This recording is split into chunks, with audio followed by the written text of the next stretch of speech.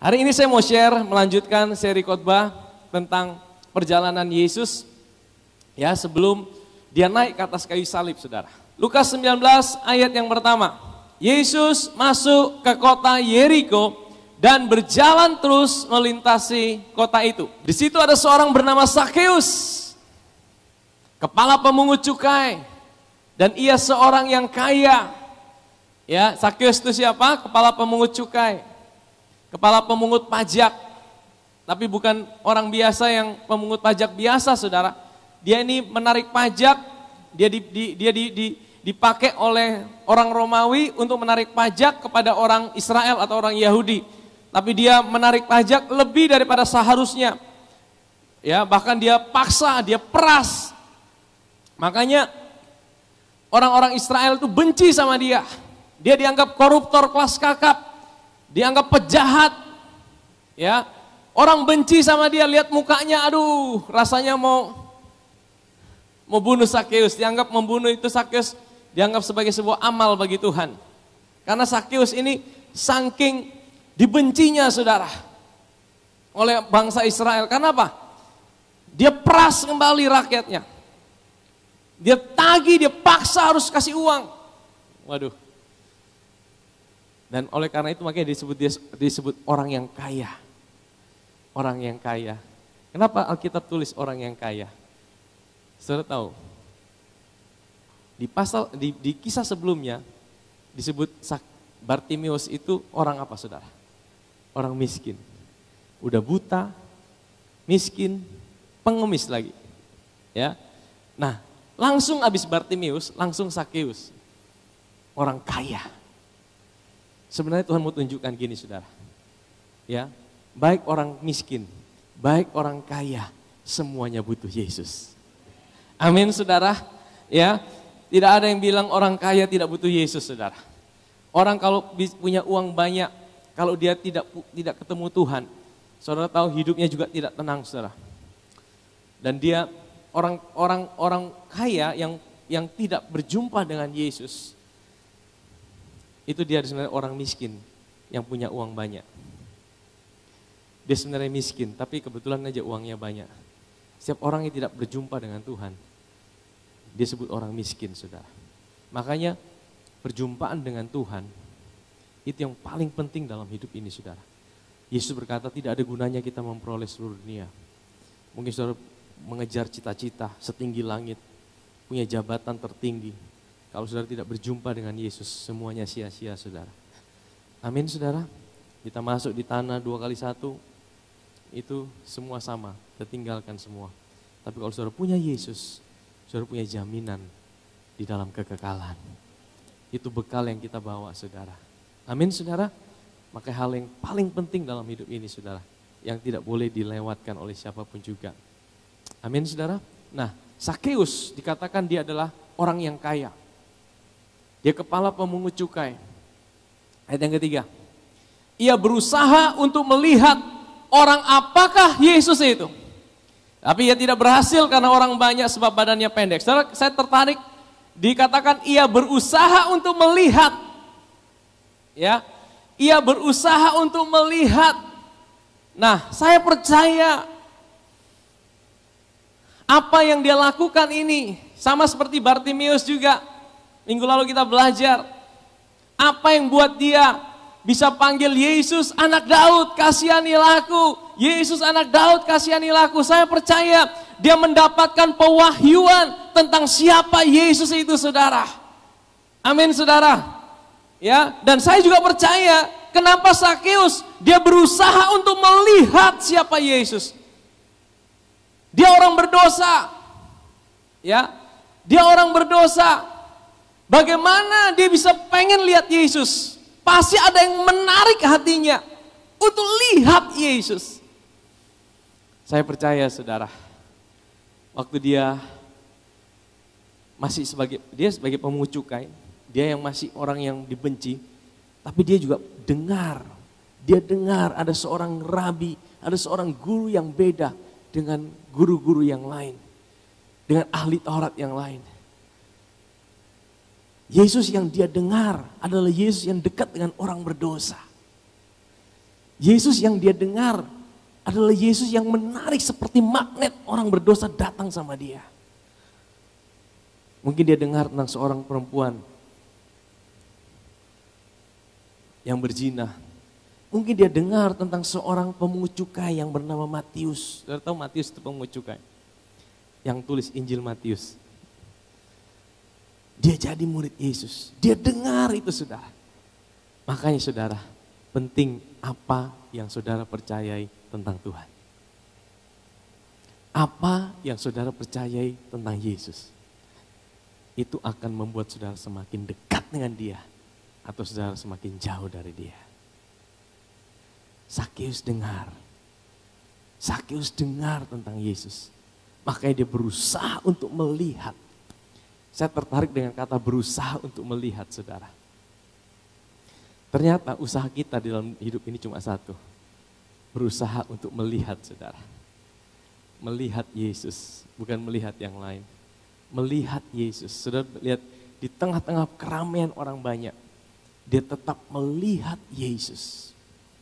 Saya percaya waktu dia berjalan itu ada banyak orang saudara. Ada banyak orang yang menghalangi dia. Nah ini saudara. Kadang-kadang banyak orang ini saudara. Banyak orang ini bicara apa saudara hari-hari ini. Ada banyak gangguan dalam hidup ini yang buat kita tidak bisa melihat Yesus. Banyak orang, banyak kata orang.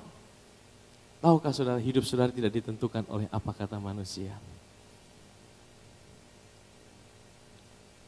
Saudara harus melihat apa kata Tuhan tentang hidupmu. Amin saudara. Apa kata Tuhan tentang hidup? Minggu lalu kita belajar. Bartimius juga saudara. Dia lihat orang banyak panggil Yesus sebagai Yesus orang Nazaret. Orang banyak bilang, nah kata orang banyak ini saudara. Ini orang banyak. Saudara tahu di Alkitab itu ada 3 jenis orang. Nanti ada waktu saya akan bagi lebih mendetail tentang hari ini. Ada orang Farisi, orang Saduki, ada orang banyak, dan kemudian ada orang berdosa dan murid Tuhan. Tiga golongan ini saudara.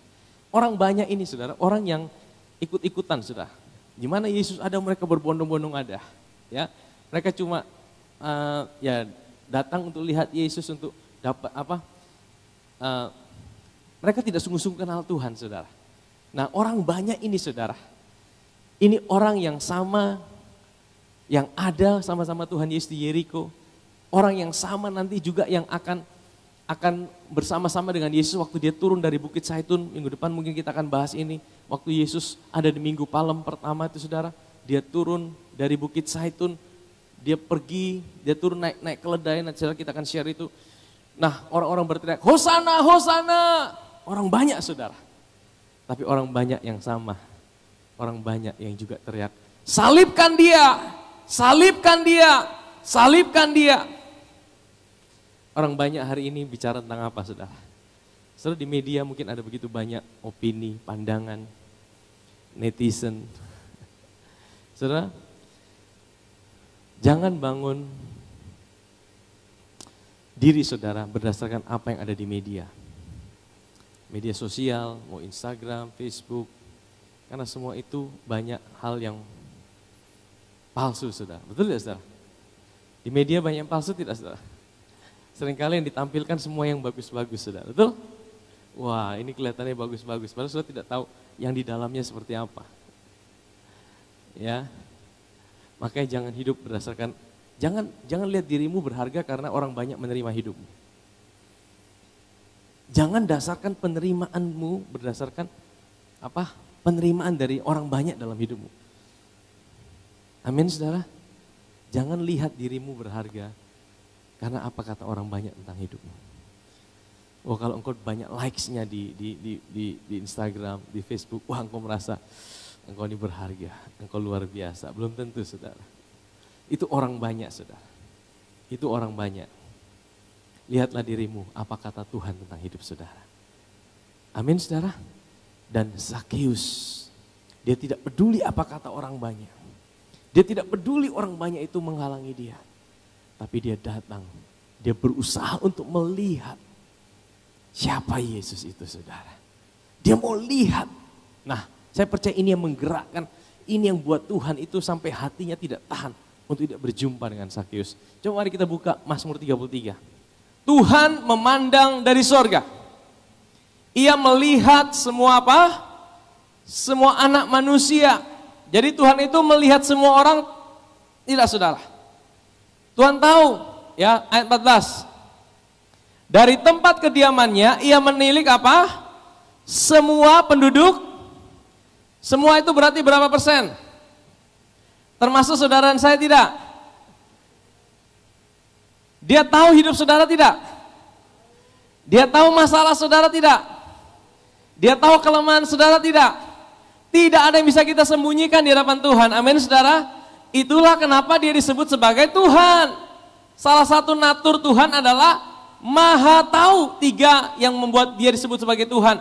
Maha kuasa, Maha hadir, dan Maha tahu. Ya, saya mau kasih tahu saudara, iblis tidak punya 3 hal ini saudara. Lucifer, dia tidak maha hadir, dia tidak maha kuasa, dia tidak maha tahu. Makanya kalau saudara ngalamin gangguan setan, itu mungkin bukan Lucifer.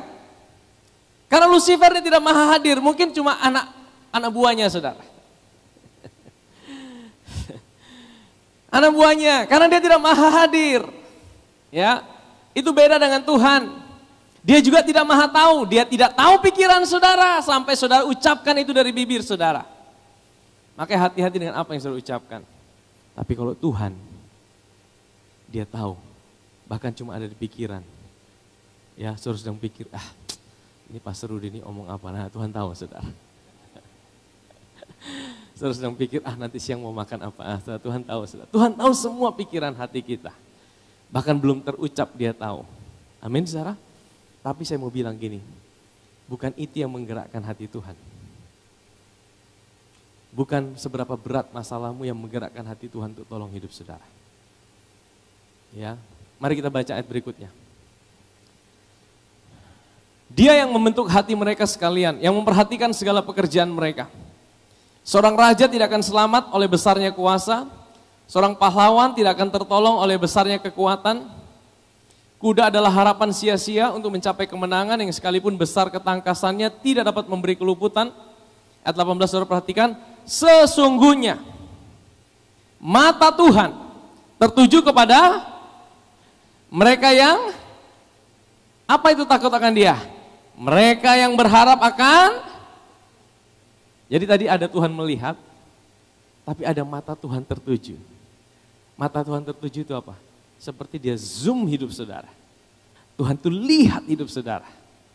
Tapi lihat itu bukan cari kesalahan saudara. Di sini kita dapat definisi takut akan Tuhan. Orang yang selalu mengharapkan belas kasihan Tuhan. Takut akan Tuhan itu bukan takut dihukum Tuhan. Takut akan Tuhan adalah orang yang menghargai karyanya. Apa itu saudara? Bahwa dia mau jadi satu dengan hidup saudara. Oleh karena dia mau jadi satu dengan hidup saudara, saudara selalu sadar bahwa kita tidak pernah bisa hidup tanpa dia. Saya semakin yakin dan percaya bahwa Tuhan itu suka dengan orang-orang yang selalu sadar bahwa dia tidak bisa hidup dengan kekuatannya sendiri.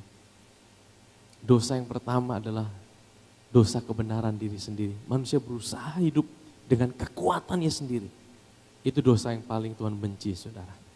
Dan katanya dia paling suka kalau kita selalu menyadarkan diri kita, Tuhan aku tidak bisa hidup tanpamu. Aku tidak bisa hidup tanpamu Tuhan. Ini kita selalu melihat, mengharapkan belas kasihan Tuhan. Bukan belas kasihan manusia loh saudara. Belas kasihan Tuhan. Belas kasihan Tuhan. Sama seperti gini. Tuhan matanya melihat semua. Tiba-tiba dilihat, ini ada orang yang matanya melihat aku dengan mengharapkan sesuatu dari hidupku. Matanya langsung tertuju. Dia langsung fokus. Ya, dia keker baik-baik saudara. Sama seperti Sakeus, dia berusaha melihat. Melihat ini seperti apa saudara? Melihat ini seperti ini saudara. Kalau saudara ada di tengah lautan, saudara sedang mau tenggelam. Ada badai yang besar. Tiba-tiba ada seorang yang datang dengan kapal. Dan dia kasih pelampung. Kira-kira mata saudara memandang dia seperti apa? Bisa saudara lihat kiri kanan, wih laut bagus ya. Saudara tidak bisa renang ini saudara. Saudara tidak bisa renang, saudara sedang mau tenggelam, saudara bayangkan, saudara sedang ada di tengah badai, saudara hampir tenggelam, badai besar, ombak begitu dahsyat. Tiba-tiba ada seorang datang dengan kapal penyelamat, dia kasih sorong baju pelampung. Respon saudara apa? Saudara lihat dia, bagaimana cara tatap saudara. Mungkin dia agak jauh, masih agak jauh. Saudara pasti saudara tatapan yang penuh makna saudara. Tolong jangan tinggalkan saya. Betul ya saudara? Betul? Tidak mungkin saudara bisa, selfie dulu ya. Wah. Lihat kiri, lihat kanan ya kan. Santai-santai. Tidak saudara. Dalam situasi seperti itu saudara pasti memandang dia dengan penuh pertolongan. Tolong saya, jangan tinggalkan saya. Kecuali kalau saudara mau bunuh diri, lain cerita saudara. Nah itu memandang Tuhan seperti itu. Melihat Tuhan seperti itu. Saya mau bagikan ini kunci saudara. Tuhan suka saudara.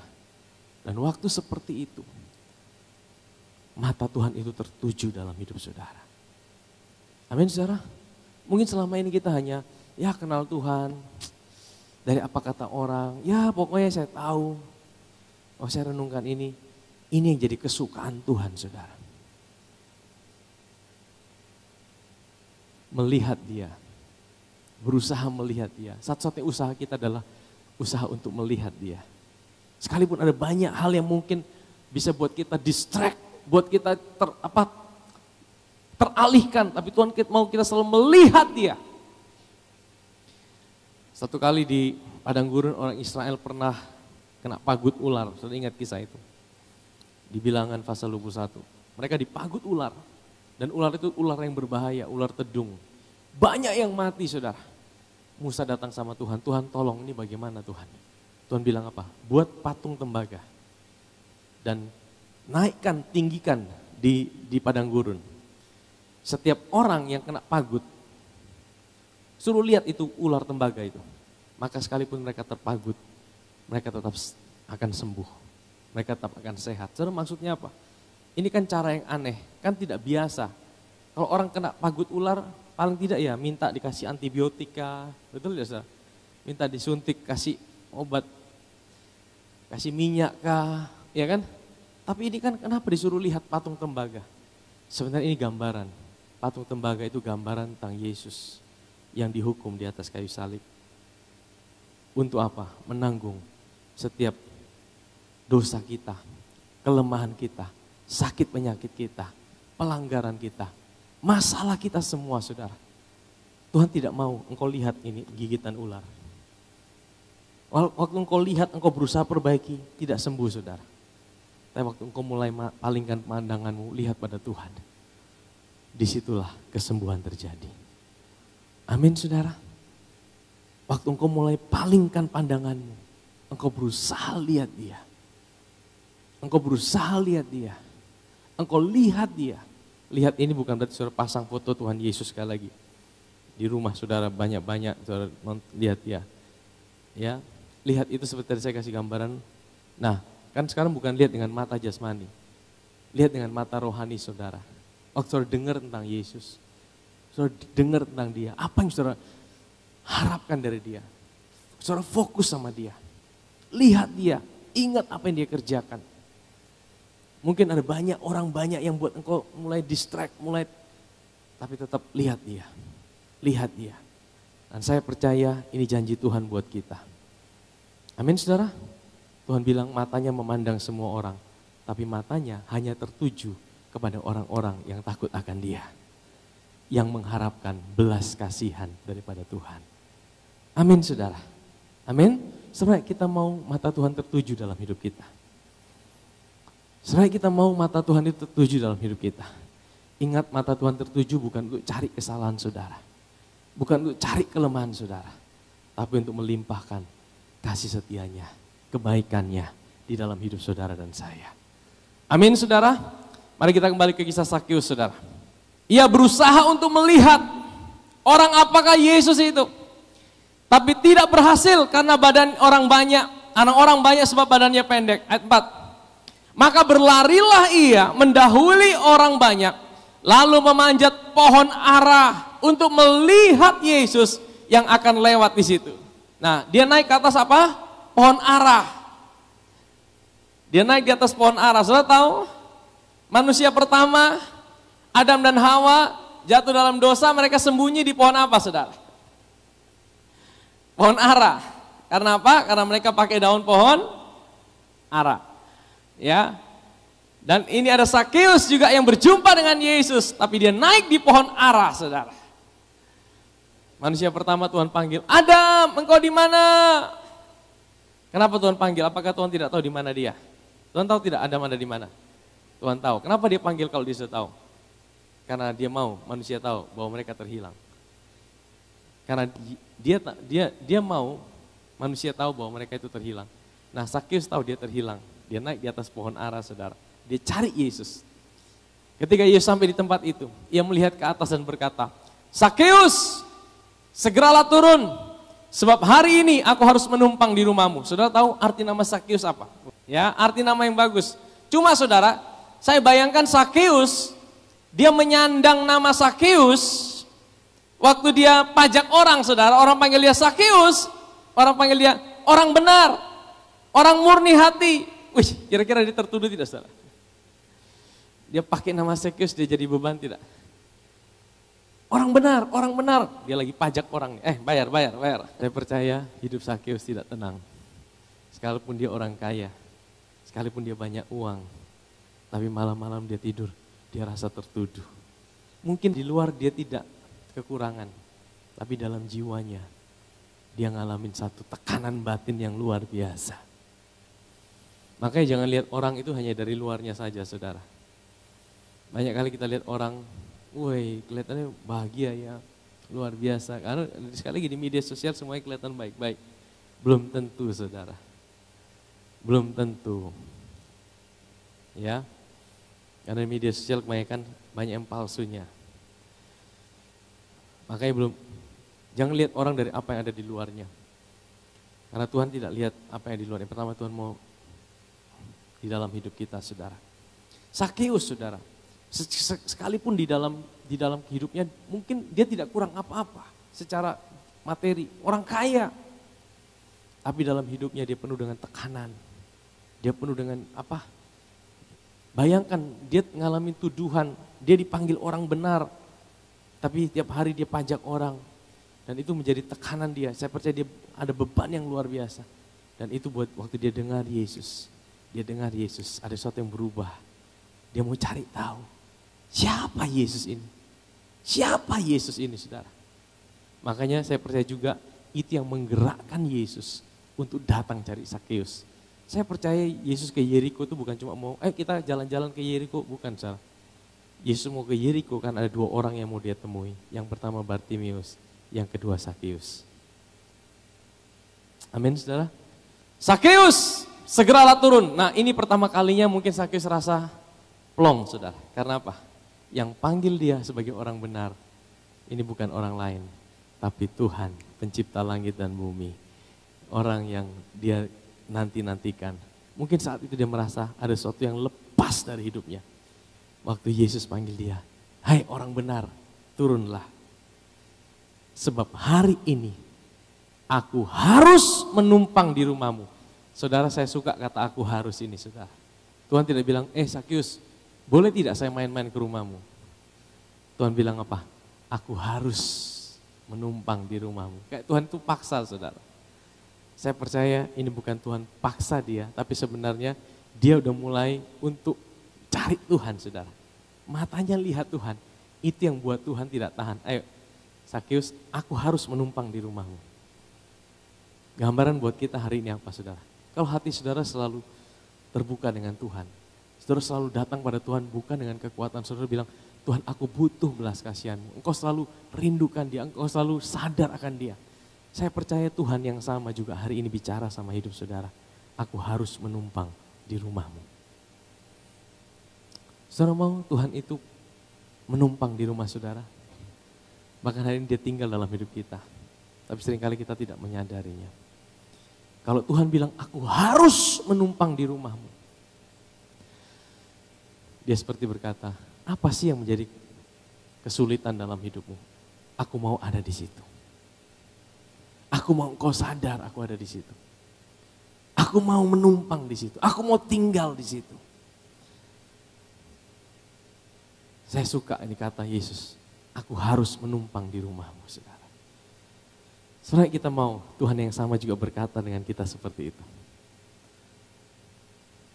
Tuhan yang sama juga bilang, aku mau ada di situasimu. Aku mau ada di dalam keadaanmu yang sulit. Aku mau ada dalam kegagalanmu. Aku mau ada dalam situasimu yang hari ini mungkin berat. Yesus yang sama, yang bicara sama Sakius. Saya percaya itu tiba-tiba ada suatu damai sejahtera yang menguasai Sakius begitu luar biasanya. Dia tidak pernah expect Tuhan akan omong sama dia seperti itu. Dia cuma mau lihat sebenarnya. Tapi gara-gara dia mau lihat itu, Tuhan itu sengaja datang ke Yeriko, temui dia. Sakius, aku harus menumpang di rumahmu. Amin, saudara. Next terus. Lalu Sakius segera turun dan menerima Yesus dengan sukacita. Tapi semua orang yang melihat hal itu, saudara lihat sekali lagi, orang banyak, saudara ya. Orang banyak yang melihat hal itu bersungut-sungut, katanya ia menumpang di rumah orang berdosa. Tapi Sakius tidak peduli, saudara. Orang mau ngomong dia, mungkin dia dibully, ya. Kalau hari ini sudah dari zaman Twitter, mungkin dia dibully di Twitter. Wah, dia dibully di Instagram. Tapi semua orang yang melihat hal itu bersungut-sungut katanya, ia menumpang di rumah orang berdosa. Ayat yang ke-8. Tapi Sakius berdiri dan berkata kepada Tuhan. Sudah lihat, dia panggil Yesus sebagai Tuhan. Tuhan, setengah dari milikku akan kuberikan pada orang miskin. Dan sekiranya ada sesuatu yang kuperas dari seseorang yang akan kukembalikan berapa? 4 kali lipat. Saya mau tanya sama saudara. Tuhan Yesus minta sama Sakius. Tuhan Yesus minta, Sakius, kalau saya pulihkan kamu, kamu harus kasih ya. Kamu harus berkorban ya. Ada seperti itu? Tidak, saudara. Kisah yang sama, minggu lalu kita belajar Bartimeus. Waktu Yesus sembuhkan Bartimeus, Tuhan ada bilang, Bartimeus kau harus bayar, kau harus layani aku, kau harus ikut aku. Ada seperti itu? Tidak. Yesus berkata, imanmu telah menyelamatkan engkau, pergilah. Tapi Bartimeus bilang apa? Tidak, aku mau ikut engkau Tuhan. Aku mau ikut engkau. Ini kisah Sakius. Waktu dia menerima keselamatan itu, waktu dia menerima penerimaan Tuhan dalam hidupnya, waktu dia menyadari, dia menerima Tuhan melihat dia sebagai orang benar. Dan Tuhan mau menumpang di rumahnya. Respon pertamanya apa? Setengah dari hartaku, aku kasih orang miskin. Kalau ada yang aku rugikan, aku ganti 4 kali lipat. Sebenarnya Tuhan mau bilang gini, anugerah Tuhan itu tidak pernah bisa dibayar dengan apapun juga.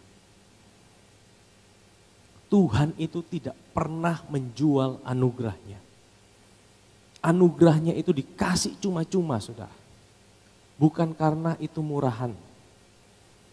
Kalau saya bisa dapatkan keselamatan, kesembuhan, pemulihan, kekuatan, damai sejahtera. Itu Tuhan tidak pernah jual itu, saudara. Dengan cara apa? Aku kasih tapi kamu harus balikan buat aku. Melayani aku, kasih aku ini, kasih aku ini. Tidak, saudara. Karena Tuhan mau bilang, anugerah yang aku berikan buat kamu itu cuma-cuma. Bukan karena murahan, tapi sangat mahal dan tidak mungkin engkau bisa bayar dengan apapun juga. Amin, saudara. Tapi kalau seseorang dia sungguh-sungguh sadar menerima anugerah itu, apapun itu bentuknya, saudara.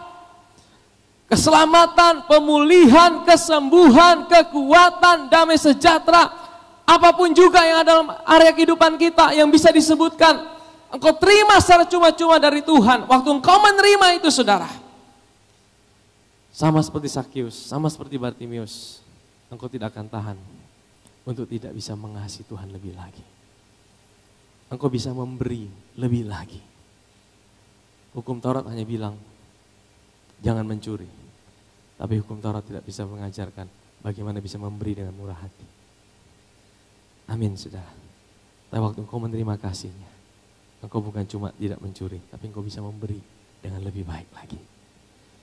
Engkau bisa melayani Tuhan dengan lebih baik lagi. Amin saudara. Kata Yesus kepadanya, hari ini telah terjadi keselamatan pada rumah ini. Karena orang ini pun anak Abraham. Saudara, Yesus declare. Sebenarnya kata yang lebih tepat bukan telah terjadi keselamatan. Keselamatan telah datang. Keselamatan itu seorang pribadi, namanya Yeshua. Keselamatan telah datang ke rumah ini. Karena orang ini pun apa? Anak Abraham. Kenapa? Apa signifikannya anak Abraham? Apa yang Yesus maksud bahwa Sakyus anak Abraham? Apakah anak Abraham secara fisik? Yes, memang Sakyus anak Abraham secara fisik. Tapi yang Yesus maksudkan bukan anak Abraham secara fisik, tapi anak Abraham secara spirit. Ada dua jenis keturunan Abraham. Keturunan secara fisik itu orang Arab, orang Israel, orang Yahudi. Itu keturunan secara fisik. Tapi ada keturunan juga yang secara spirit, yaitu siapa? Saudara dan saya. Kenapa kita disebut keturunan Abraham? Karena kita dibenarkan dengan cara yang sama seperti Abraham dibenarkan. Amin saudara?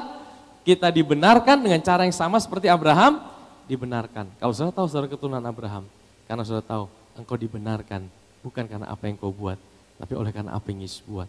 Karena engkau keturunan Abraham, engkau juga berhak mendapatkan keselamatan di dalam hidup saudara dan saya. Amin saudara. Dan keselamatan itu bukan hanya sekedar mati masuk surga. Keselamatan itu adalah setiap area kehidupan saudara hari ini. Apa yang saudara gumulkan hari ini? Apa yang membuat saudara jadi stres hari ini? Apa yang membuat saudara jadi takut hari ini? Apa yang membuat saudara jadi khawatir hari ini? Tuhan mau menyelamatkan itu saudara. Amin saudara. Di Lukas 19 itu kisah tentang Sakyus. Tapi Lukas 18 itu satu kisah sebelumnya juga. Yesus berjumpa dengan seorang pemuda yang kaya pemimpin agama. Ada seorang pemimpin bertanya pada Yesus, katanya, guru yang baik, apa yang harus aku perbuat untuk memperoleh hidup yang kekal? Jadi dia kenal Yesus sebagai guru. Ya, apa yang harus aku perbuat untuk memperoleh hidup yang kekal? Saudara, kalau saudara ditanya pertanyaan seperti ini, apa yang harus diperbuat untuk supaya memperoleh hidup yang kekal? Apa jawab kita? Kalau kita mau dapat hidup yang kekal apa hari ini? Percaya Yesus, percaya dalam hati, mengaku dengan mulut, terima Tuhan Yesus, maka engkau akan diselamatkan. Amin saudara. Tapi orang ini bertanya, apa yang harus aku perbuat untuk memperoleh hidup yang kekal? Penekanan di apa yang harus aku buat? Ya, apa jawab Yesus saudara? Next terus. Jawab Yesus, mengapa kau katakan aku baik? Tidak seorang pun yang baik selain daripada Allah saja. Terus, engkau mengetahui segala perintah Allah. Jangan berzina, jangan membunuh, jangan mencuri, jangan mengucapkan saksi dusta. Hormatilah ayahmu dan ibumu. Next. Kata orang itu apa? Semuanya itu telah kuturuti sejak masa mudaku. Next. Mendengar itu Yesus berkata kepadanya, masih tinggal satu hal lagi yang harus kau lakukan. Jual segala yang kau miliki, bagi-bagikan pada orang miskin, maka engkau akan beroleh harta di sorga, kemudian datanglah kemari dan ikutlah. Saudara perhatikan, ini hanya beda satu pasal.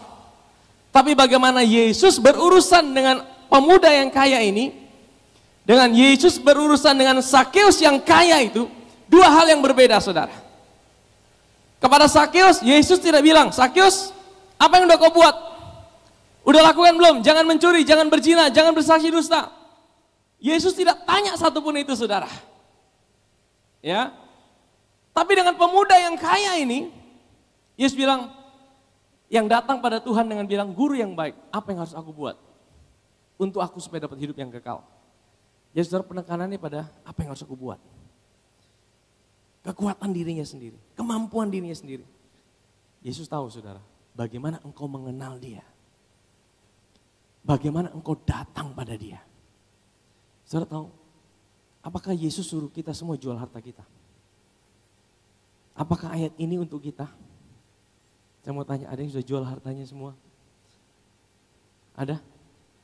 Ada yang sudah jual hartanya semua ikut Tuhan? Kalau kita mau bilang ini ayat Tuhan buat kita, ada yang sudah jual hartanya semua ikut Tuhan? Tidak ada, karena ini memang bukan perintah Tuhan buat kita. Ini adalah karena pemuda ini datang dengan sebuah kesombongan, fokusnya adalah dirinya, kekuatannya, kemampuannya, untuk dia bisa dapat perkenanan Tuhan, berkat Tuhan, hidup yang kekal. Makanya jangan datang sama Tuhan, Tuhan ya apa yang aku bisa lakukan supaya aku diberkati sama Tuhan. Aku dikasih sama Tuhan. Dan engkau mulai tunjukkan apa yang bisa engkau buat. Kalau kita datang seperti itu sama Tuhan saudara, Tuhan pasti bilang satu hal lagi yang harus kau lakukan. Dan kalau Tuhan sudah bilang satu hal lagi, saya jamin siap kita tidak ada yang bisa lakukan. Amin saudara. Amin saudara. Kenapa saudara? Karena Tuhan tidak mau kita datang pada Tuhan dengan kekuatan kita sendiri. Tuhan sedih saudara. Makanya Tuhan bilang satu hal lagi supaya apa? Supaya pemuda ini akhirnya menyerah dalam hidupnya. Karena kalau dia tidak menyerah, dia tidak mungkin bisa ketemu juru selamat. Kalau kita tidak sampai menyerah dalam hidup ini, kita tidak mungkin bisa ditemukan oleh Tuhan. Amin saudara. Saudara lihat pemuda yang kaya ini. Dia datang sama Tuhan. Dia datang sama Yesus, dia bilang guru yang baik. Apa yang harus aku buat? Akhirnya apa? Dia tinggalkan Tuhan. Dia buat apa sama Tuhan? Dia tidak buat apa-apa. Hatinya sedih. Karena hartanya yang banyak. Dia pergi dari Tuhan. Dia tidak dapat apa-apa. Dia tidak buat apa-apa. Amin saudara. Pelajaran apa yang bisa kita ambil dari sini saudara? Datang pada Tuhan seperti Sakyus. Datang pada dia. Lihat wajahnya. Cari dia. Amin saudara. Waktu engkau datang pada dia. Jangan pernah bilang apa yang harus aku buat Tuhan. Supaya aku bisa disembuhkan. Aku bisa diberkati. Aku bisa disayang Tuhan. Aku bisa dapat hidup yang kekal. Ingat kalau kita bilang seperti Tuhan pasti bilang satu hal lagi yang masih kurang. Dan kalau Tuhan bilang satu hal lagi, kita pasti menyerah saudara. Amin. Datang pada dia, buka hati saudara seperti Sakeus saudara. Lihat dia, datang dengan penuh dengan mata yang memandang pada dia. Hati yang selalu berharap akan belas kasihannya. Mata yang selalu melihat Tuhan, aku tidak bisa hidup tanpa engkau Tuhan. Mata Tuhan tertuju dalam hidup saudara. Amin saudara. Mata Tuhan melihat hidup saudara. Dia tidak pernah tinggalkan hidup saudara. Amin. Dan saya percaya Sakyus ini juga gambaran buat kita semua. Kadang-kadang kita merasa kita tidak perlu Tuhan. Tapi setiap kita perlu Tuhan dalam hidup ini. Siapapun hidup kita. Amin saudara. Cari dia. Lihat wajahnya. Pandang dia. Dengan hati yang sungguh-sungguh. Dan saya percaya mata Tuhan tertuju dalam hidup kita. Amin.